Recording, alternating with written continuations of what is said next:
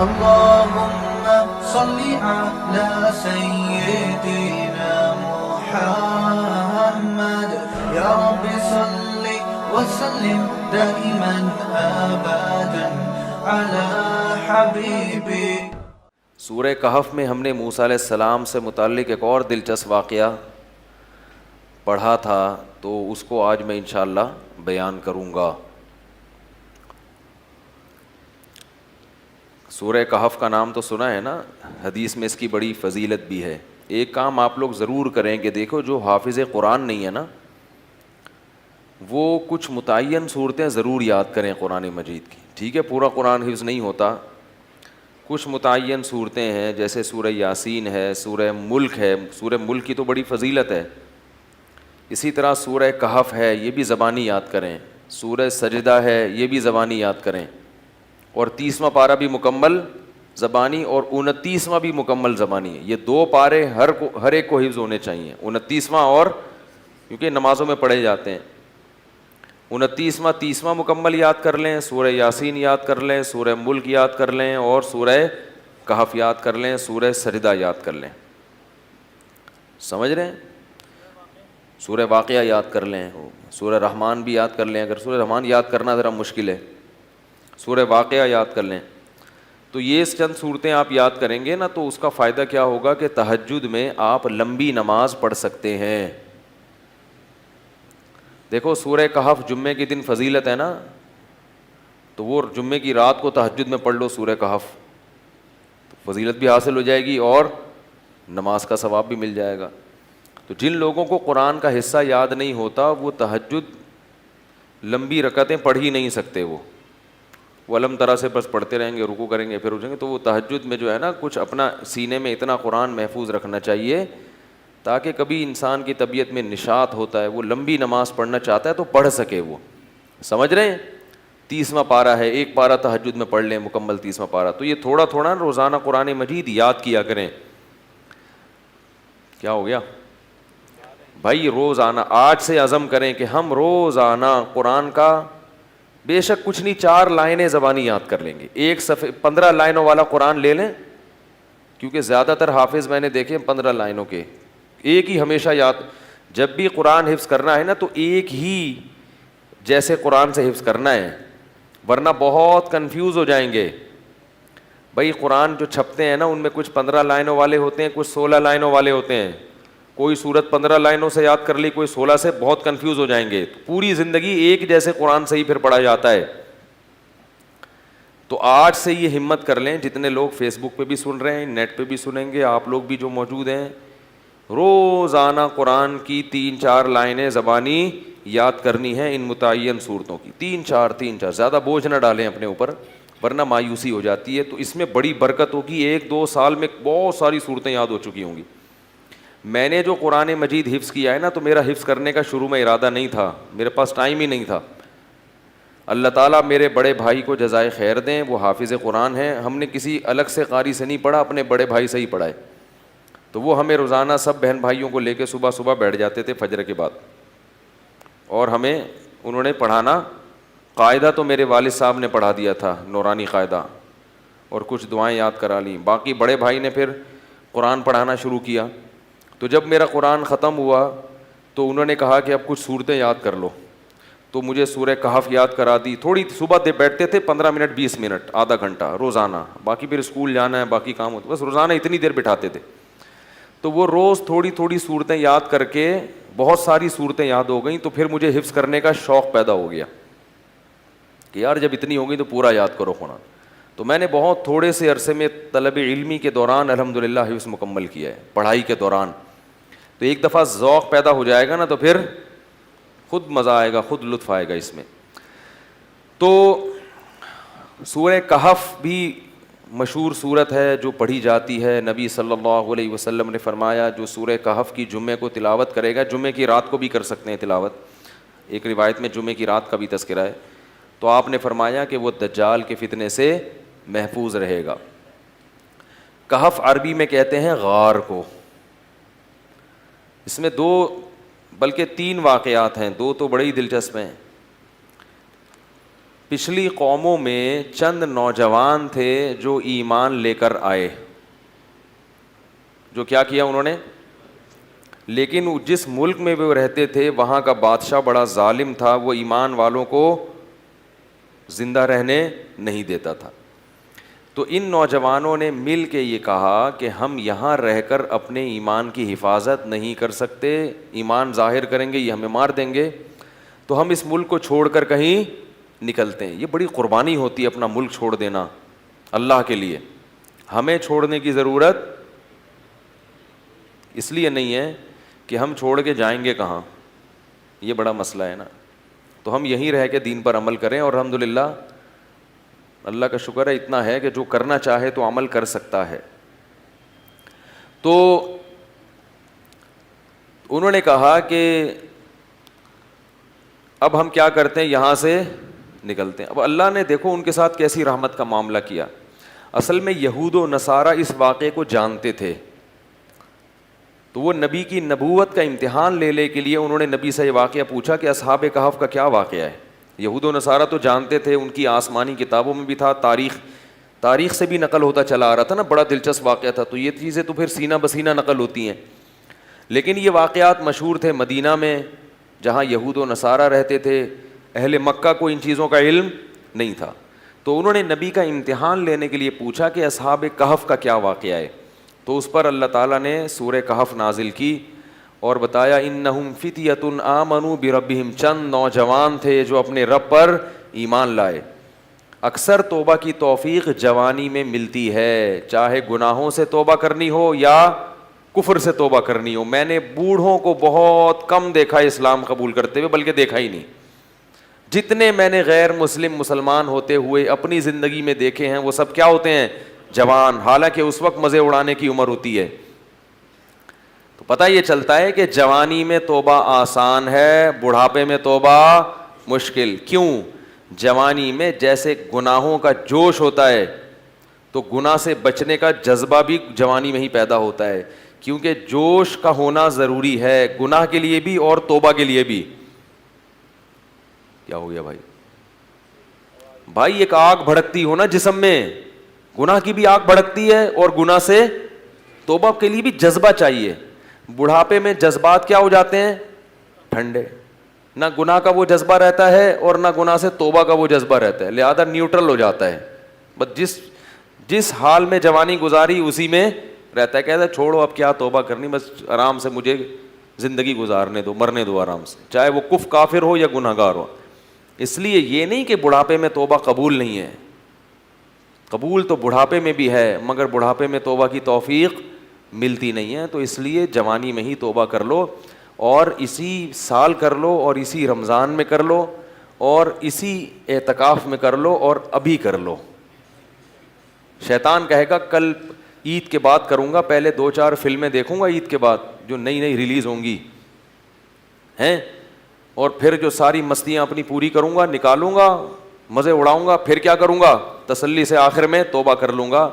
جس نے یہ سوچ کے توبہ کو ڈیلے کیا, مؤخر کیا, اس سے بڑا بے وقوف دنیا میں کوئی نہیں ہے. ایسا نہیں ہوتا, کرنی ہے تو کرو ابھی. اللہ تعالیٰ توبہ کی توفیق دے. آج رات اٹھ کے نا اللہ سے خوب گڑ گڑا کے مانگے, اللہ جتنے گناہ تھے ہم نے چھوڑ دیے, بس ہمت کرو. ہمت کے بغیر دنیا میں کچھ بھی نہیں ہوتا. تو ان نوجوانوں نے کیا کہا بھائی ہمت کرتے ہیں. فتیہ, قرآن کیا کہہ رہے ہیں؟ نوجوان تھے. فتن کی جمع فتیہ آتی ہے. تو انہوں نے کہا کہ بھائی وَإِذِ اعْتَزَلْتُمُوهُمْ وَمَا يَعْبُدُونَ إِلَّا اللَّهَ فَأْوُوا إِلَى الْكَهْفِ, چلو یہاں سے بھاگ کے کسی غار میں پناہ لیتے ہیں, وہاں جا کے سوچیں گے کہ کل کرنا کیا ہے, اگلا پلان کیا. ابھی تو یہاں سے نکلو, یہاں رہ کے کچھ نہیں ہو سکتا. انہیں کیا پتا تھا کہ ان کی اس قربانی پر اللہ ان کو کیسا نوازنے والا ہے. اللہ بڑا شکور ہے. اللہ کا ایک نام ہے شکور. شکور پتہ ہے کسے کہتے ہیں؟ قدردان. آپ تھوڑا کریں اور وہ نوازے بہت زیادہ, اس کو شکور کہتے ہیں. تھوڑی قربانی آپ دو گے مگر وہ نوازے گا بہت زیادہ. اللہ ایسا کرتے ہیں. تو یہ نوجوان نکل کے گئے ہیں اور انہوں نے غار میں کیا کی؟ پناہ لی, وہاں بیٹھ چلے گئے, نیند آ گئی, سو گئے. ساتھ ان کا کتا بھی تھا. حفاظت کے لیے کتا رکھنا, بولو بھائی جائز, بلا وجہ کتا رکھنا حرام ہے. نبی نے فرمایا جس نے بلا وجہ کتا رکھا روزانہ ایک قرات اس کی نیکیاں کم ہوتی رہیں گی. ایک قرات پہاڑ کے برابر ہوتا ہے, روزانہ اس کی نیکیاں ضائع ہوتی رہیں گی. اسلام میں کتا پالنا بلا وجہ جائز نہیں ہے. ضرورت کے لیے, شکار کے لیے پال سکتے ہیں. شکاری کتے ہوتے ہیں نا کہ شکار وکار کرنا ہے, یا گھر میں طوطے پالے ہوئے ہیں تو ان کی شکار کے لیے کتا رکھا ہوا ہے, تو یہ ہوتا ہے طوطوں کی حفاظت کے لیے کتے رکھنے پڑتے ہیں بعض دفعہ. تو لیکن کتے کو بتا دیں کہ صرف طوطوں کی حفاظت کے لیے. لوگ کتا پالتے ہیں ڈاکوں سے حفاظت کے لیے, اس کو بتاتے نہیں ہیں, وہ ہر ایک کو کاٹنا شروع کر دیتا ہے. تو وہ اپنا کتا بھی ساتھ لے گئے حفاظت کے لیے کہ بھائی کہیں پہرے وہرے کے کام آئے گا. تو غار میں ان کو نیند آئی اور کتا کہاں بیٹھا ہوا ہے؟ غار کے کنارے پہ. وہ حفاظت کے لیے بیٹھا ہوا تھا کہ بھائی کوئی آئے گا تو بھونک کے ان کو بتائے گا بھائی بندہ آیا ہوا ہے کوئی. تو اب جو ہے قرآن کہتا ہے کہ ہم نے ان پہ نیند کو مسلط کر دیا, سو گئے. وَلَبِثُوا فِي كَهْفِهِمْ 300 سِنِينَ وَازْدَادُوا 9. 309 سال سوئے ہیں. کتنے؟ 309 سال. وَنُقَلِّبُهُمْ ذَاتَ الْيَمِينِ وَذَاتَ الشِّمَالِ. اگر انسان ایک ہی پہلو پہ لیٹا رہے نا تو زمین کھا جاتی ہے اس کو. تو اللہ فرماتے ہم ان کو کروٹیں بھی دلاتے رہے. وَتَرَى الشَّمْسَ إِذَا طَلَعَتْ تَزَاوَرُ عَنْ كَهْفِهِمْ ذَاتَ الْيَمِينِ وَذَاتَ الشِّمَالِ وَإِذَا غَرَبَتْ تَقْرِضُهُمْ. جب سورج نکلتا تھا تو وہ بھی کترا کے نکلتا تھا, روشنی جائے گی مگر تیز دھوپ نہیں جائے گی, تاکہ سورج کی جلن, سورج کی کرنیں ان کی اسکن کو خراب نہ کریں. اور اللہ فرماتے ہیں 309 سال تک کتا جس انداز میں بیٹھا رہا ہے, لَوِ اطَّلَعْتَ لَوَلَّيْتَ مِنْهُمْ رُعْبًا وَلَمُلِئْتَ مِنْهُمْ فِرَارًا. وہ کیا ہے؟ لَوِ اطَّلَعْتَ عَلَيْهِمْ لَوَلَّيْتَ مِنْهُمْ فِرَارًا وَلَمُلِئْتَ مِنْهُمْ رُعْبًا. کہ تم اس کتے کو دیکھتے تو روب کی وجہ سے وہاں سے بھاگ جاتے. اللہ نے کتے پر ایسا روب ڈال دیا کہ کوئی بھی اس کے قریب پٹک نہیں سکتا تھا, تاکہ ایسا نہ ہو کہ 309 سال میں ظاہر ہے کتنے لوگ یہاں سے گزریں گے, غار میں جا کے ان کو کوئی نقصان نہ پہنچائے. تو کتے کی ایسی وحشت. 309 سال کے بعد اللہ نے ان کو اس دوران کیا ہوا, وہاں حکومت کا کیا ہو گیا, بادشاہ مر گیا, پوری رعایا تبدیل ہو گئی, کوئی نیک بادشاہ آ گیا اس ملک میں جو توحید پرست تھا اور نیک لوگوں کی قدر کرتا تھا. پوری رعایا تبدیل ہو گئی, حکومت تبدیل ہو گئی 309 سال میں. تو یہ 309 سال کے بعد سو کے اٹھے ہیں, اب پریشان ہے کہ یار ہم کتنا سوئے ہیں. کسی نے کہا کہ ہم 24 گھنٹے سوئے ہیں, کسی نے کہا کہ نہیں بھائی آدھا, کیونکہ یہ تو سوچ ہی نہیں سکتے تھے نا اتنے 100 سال تک ہم سوتے رہے. تو ایک نے کہا کہ اللہ ربکم اعلم بما لبثتم, اللہ کو پتہ ہے بھائی کتنا سوئے ہیں, چھوڑو اس بحث میں کیا پڑھنا, 24 گھنٹے یا آدھا دن یا ایک دن, چھوڑو کیا کرنا اس بحث. تو ایسا کرو فبعثوا بورقکم هذه الى المدینہ. کیا ہوا بھائی؟ فبعثوا بورقکم هذه الى المدینہ, یہ سکہ رائج الوقت لے کے جاؤ. کیا کرو؟ سکہ رائج الوقت. یہ رائج الوقت میں خود لگا رہا ہوں کیونکہ آج کسی کا نکاح پڑا ہے نا جمعے میں, اس میں لکھا تھا 1 لاکھ روپے سکہ رائج الوقت. تو یہ پرانی اصطلاحات پتہ نہیں لوگ کیوں استعمال کرتے ہیں بھائی. رائج الوقت ہی ہے اور کیا ہوگا. بیوی رائج الوقت ہے, دولہا رائج الوقت چل رہا ہے, تو سکہ بھی کون سا ہوگا؟ رائج الوقت ہی ہوگا. تو انہوں نے کہا کہ یہ سکے لے کے جاؤ, کرنسی لے کے جاؤ. فَلْيَنْظُرْ أَيُّهَا أَزْكَىٰ طَعَامًا, اور دیکھ کر آؤ کون سا پاکیزہ کھانا ہے, کیونکہ غیر مسلم ریاست ہے, حلال ملنا, اس سے پتہ چلتا ہے کہ غیر مسلم اسٹیٹ میں رہنا بڑا مشکل کام ہے. لوگ یورپ امریکہ میں جا کے جو آئے کھا لیتے, کہتے بسم اللہ پڑھ کے کھا لو, یہاں کیا حلال حرام, اتنا مشکل کام ہے. نہیں, آپ کو تحقیق کرنی پڑے گی. غیر مسلم ملک میں گوشت کھانا آپ کے لیے حلال نہیں ہے جب تک کہ یقین نہ ہو کہ یہ حلال طریقے سے ذبح کیا گیا ہے. اور محض حلال کا ٹھپا کافی, بولو یار, نہیں ہے. کہتے ہیں اس پہ حلال کا ٹھپا لگا. حلال کا ٹھپا لگانے میں کتنے ٹائم لگتا ہے. لوگوں نے مہریں بنا کے رکھی ہوئی, حلال لکھا ہوا ہے, ہر چیز پہ سور پہ بھی ٹھپا لگا رہے ہیں حلال. جو چیز آ رہی ہے اس پہ کیا لگا دیتے ہیں, حلال کا ٹھپا.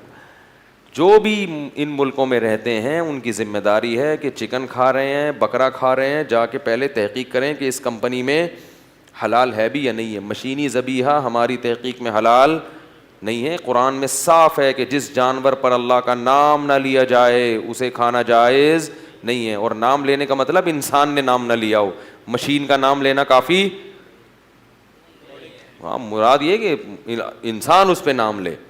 تو انسان کا اللہ بسم اللہ اللہ اکبر پڑھنا ضروری ہے. تو یہ بھی پاکستان کی ایک فضیلت ہے کہ یہاں الحمدللہ حلال گوشت وافر مقدار میں ملتا ہے, یقینی حلال ہوتا ہے, اپنے سامنے سے ذبح ہوتا ہے, بالکل صاف نظر آ رہا ہوتا ہے. یہ بڑی نعمت کی بات ہے. بعض ملکوں میں شروع ہو گیا ہے لیکن جہاں بھی گیا ہوں مزہ نہیں آیا, مشکوک ہے, اطمینان نہیں ہوتا. تو فَلْيَنظُرْ أَيُّهَا أَزْكَىٰ طَعَامًا, دیکھ کر پاکیزہ مال لے کر آؤ, کیونکہ وہ غیر مسلم ہے, پتہ نہیں مردار بھی کھاتے ہوں گے, تو حلال تلاش کرو. وَلْيَتَلَطَّفْ, اور ذرا احتیاط سے جانا. لا یشعرن بکم احدا, کسی کو پتہ نہ چلے تمہارے بارے میں, چپکے سے جانا, رومال ومال ڈال کے اور پتلی گلی سے راشن خرید کے, کھانا خرید کے لے آنا. انہم ان یظہروا علیکم یرجموکم, کیونکہ ان کو اگر ہمارا پتہ چل گیا ہمیں پتھروں سے مار کے ہلاک کر دیں گے, اتنے دشمن تھے اسلام کے. او یعیدوکم فی ملتہم, یا زبردستی تمہیں اسی دین میں لے آئیں گے. ولن تفلحوا اذا ابدا, پھر تو تم کبھی بھی کامیاب نہیں ہوگے, تم نقصان ہو جائے گا. ہم تو نہ اس دین میں دوبارہ جا سکتے ہیں اور نہ ہم قتل ہونا چاہتے ہیں کہ پتھروں سے ہمیں کوئی ہلاک کرے. لہذا چپکے سے جاؤ اور پتلی گلی سے واپس آ جاؤ. وہ جب چپکے سے گیا تو وہ دیکھ کے حیران ہو گیا, یہ کیا ہے بھائی, یہ تو وہ علاقہ ہی نہیں ہے بھائی. تو علاقہ ہی چینج ہو گیا ہے. علاقہ کیا ہو گیا ہے, چینج ہو گیا ہے. سندھ والے جو ہے نا علاقے کو کہتے ہیں علاقہ, کہتے ہیں علاقے کی بات ہوتی ہے بھائی. تو وہ تو پورا علاقہ چینج ہو گیا. تو وہ حیران کہ وہ بادشاہ کہاں ہیں. انہوں نے کہا کہ وہ بادشاہ تو بھائی 300 سال پرانی بات ہے, اس کے زمانے کی تو ٹرینیں بند ہو گئی ہیں, کون سے بادشاہ کی بات کر رہے ہیں. اس نے کہا بھائی وہ بادشاہ, انہوں نے کہا بھائی وہ پرانے زمانے کا قصہ ہے. انہوں نے پھر وہ کرنسی دکھائی, انہوں نے کہا یہ کرنسی تو 300 سال پہلے اسٹیٹ بینک نے پابندی لگا دی تھی, یہ کون سی کرنسی لے کے گھوم رہے ہو. بہرحال چونکہ تاریخی کتابوں میں نقل ہوتا چلا آ رہا تھا کہ چند لوگ تھے جو ایمان قبول کر کے ملک چھوڑ کر چلے گئے تھے, تو پھر انہوں نے اس کو بھی بلایا اپنے باقی ساتھیوں کو, پھر تحقیق ہوئی تو لوگوں کو یقین آ گیا کہ یہ اللہ نے کیا کیا ان کے ساتھ, ایک کرامت کا معاملہ کیا ہے کہ چونکہ یہ ایمان لائے تھے تو اللہ نے ان کو اس بادشاہ کے شر سے بچانے کے لیے 300 سال بعد والے جہان میں منتقل کر دیا ہے. تو اب لوگ ان کے عقیدت سے ہاتھ پاؤں چومنے لگے اور وہ بڑا ان کی جو ہے نا عقیدت اور محبت کرنے لگے. اور ان کے انتقال کے بعد وہاں انہوں نے لوگوں نے ایک مسجد بنائی اللہ کو یاد رکھنے کے لیے. تو یہ مختصر واقعہ قرآن نے اصحاب کہف کا بیان کیا ہے. مفتی طارق مسعود صاحب کے بیانات سننے کے لیے youtube.com/مفتی طارق مسعود کو سبسکرائب کریں, اور اگر آپ لائیو ویڈیو کو کبھی بھی مس نہیں کرنا چاہتے ہیں تو سبسکرائب کرنے کے بعد بیل آئیکن پہ کلک کرنا مت بھولیں. جزاک اللہ.